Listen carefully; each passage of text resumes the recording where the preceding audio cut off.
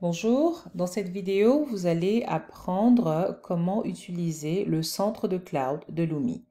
Donc, la première des choses à faire, c'est de se rendre sur app.lumi.education. Ensuite, on va cliquer sur centre de cloud. Et si vous êtes connecté, si vous avez déjà un compte, vous allez vous connecter. Ou si vous n'avez pas de compte, vous allez cliquer sur s'inscrire qui va vous amener sur la page où vous pouvez créer un compte. Donc, cliquons sur Centre de Cloud. Centre de Cloud va nous conduire sur cette page. Et dans cette page, bien sûr, vous sélectionnez la langue d'utilisation qui vous convient le mieux. Vous avez ici le type de contenu, la licence. Vous pouvez rechercher du contenu en tapant ici. Nous allons regarder ici, par exemple, il y a des types, il y a des contenus qui sont affichés. On va prendre les figurés cartographiques. Ici, si ce contenu vous intéresse, vous pouvez le télécharger et le réutiliser. Maintenant, on va se connecter. Lorsqu'on a déjà créé un compte, voici votre adresse email ou courriel apparaît ici avec votre mot de passe. Vous cliquez sur connexion et vous allez voir s'afficher le tableau de bord. Dans votre tableau de bord, vous avez le contenu public, votre contenu, une option pour créer un nouveau contenu, pour télécharger votre contenu qui est peut-être déjà dans votre ordinateur, ou pour voir les liens qui sont partagés, soit ceux que vous avez partagés ou peut-être qu'on a partagé avec vous. Donc, essayons de créer un nouveau contenu. En cliquant sur l'icône « Nous créer un nouveau contenu », vous allez voir s'afficher cette page où vous allez pouvoir sélectionner le type d'activité que vous voulez créer. Si je clique sur cette barre, les options ne sont plus visibles. En faisant dérouler la barre, vous avez ici la barre de recherche où vous pouvez écrire le type ou le nom de l'activité que vous recherchez. Ou alors, vous pouvez tout simplement choisir parmi les activités populaires qui vous sont proposées en bas, ici. Vous pouvez choisir parmi ces activités celle qui correspond à vos besoins. Par exemple, nous allons prendre une activité vidéo interactive. En essayant de créer une vidéo interactive, on clique sur Activité vidéo interactive. On a cette page qui s'affiche.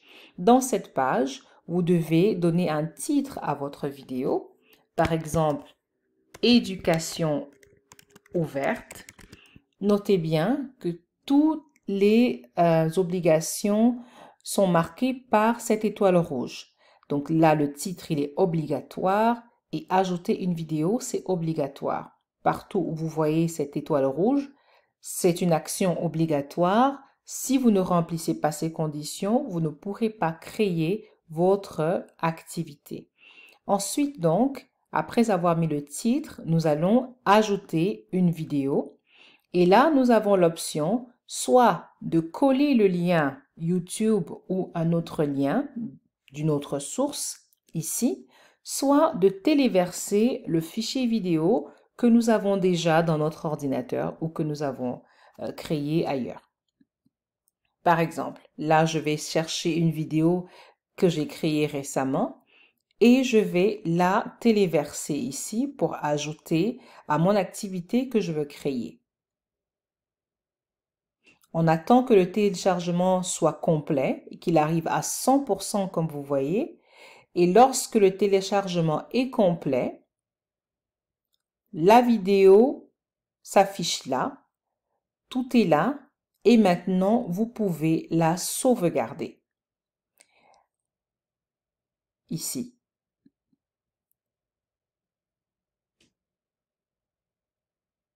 Lorsque vous sauvegardez la vidéo, vous allez voir ici cette petite bulle qui apparaît pour vous dire que le contenu a été enregistré avec succès. Vous pouvez ensuite choisir la licence que vous voulez utiliser pour rendre votre activité publique.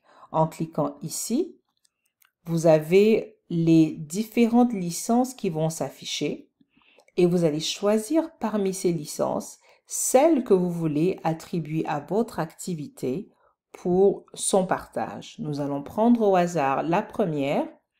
Ensuite, vous allez devoir accepter les conditions d'utilisation, accepter les droits d'auteur et enfin cliquer sur Publier.